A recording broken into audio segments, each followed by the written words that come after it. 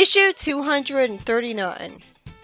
We start out over Fatal Forest again, with Sonic's team approaching the Death Egg in Tornado 2, and Sonic boasting that they'll end this once and for all.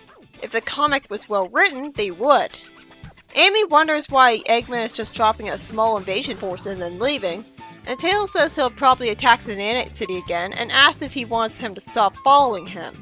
Sonic says that the people down there need them again, and Rotor will handle things back home. Sonic tells Tails to put the plane into an autopilot holding pattern, and with that they all jump out of the plane, and see Metal Sally commanding the evasion, as I wonder if Sonic and Tails jumping out of the biplane and Sonic Heroes had the same autopilot holding pattern, instead of it just crashing into a wall. For some reason it has to be Amy who finally explained to them that Eggman's trying to have Sally kill her brother. Why else would Eggman invade Furville so much? A giant Silver Sonic emerges to stop Sonic from approaching Metal Sally, and he tells his friends to stop her from heading to Elias, who is merely happy to get a bit of practice before his adventuring days finally start properly.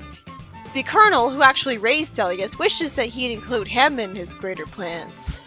And Elias says that he needs to travel light, and Director Who, so that's the owl guy's name, has everything under control. He tells his wife to get as many villagers as she can to the shelter that fortunately exists, and then Larry and a wolf girl shows up dressed up in black clothes that make them look less like freedom fighters and more like bad guys. Like, she's reminding me of Fiona right now. It's a cool shirt, I guess, but those stripes in the center aren't inviting, and neither is her impatient expression. Maybe it's because her shoes remind me so much of Scourge. Elias says he's needed here because Feral Force is under attack, and the wolf girl says that if this goes unchecked, a few robots in his town will be the least of their worries. The wolf girl, Agent Queen, gets him to agree. So, wait, like, he is called Agent King later on, so why is she called Agent Queen when it has nothing to do with anything? Maybe it's just to throw people off, because Elias's name will mean something while hers will just be to look cool. Tails sees Larry, Queen, and Elias says he can't explain right now, and he says that for the good of his family and the city, he has to pretend he never saw them here. They glare at each other before Tails says reluctantly that he'll cover for him. The Colonel takes on Metal Sally, and fortunately Amy shows up too. Metal Sally says that with her destruction, Amy would have Sonic all to herself, trying to manipulate her. And Amy says, "How petty do you think I am? I'm here to help my friend."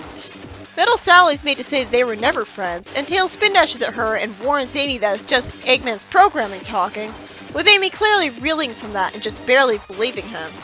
I wonder if Metal Sally has programming in her to urge her to gow people into destroying her over rescuing her, since that's what Eggman would prefer. Metal Sally shoots a laser from her head and says that now there's numerous villagers hiding in flammable homes, so there's many distractions.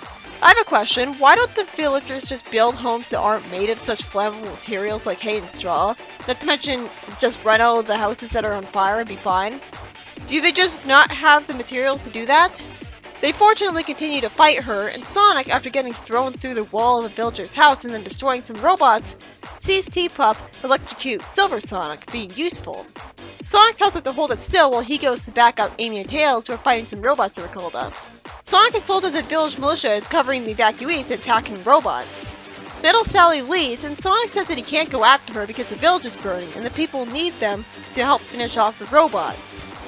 Even though the people finished off the robots fine last time.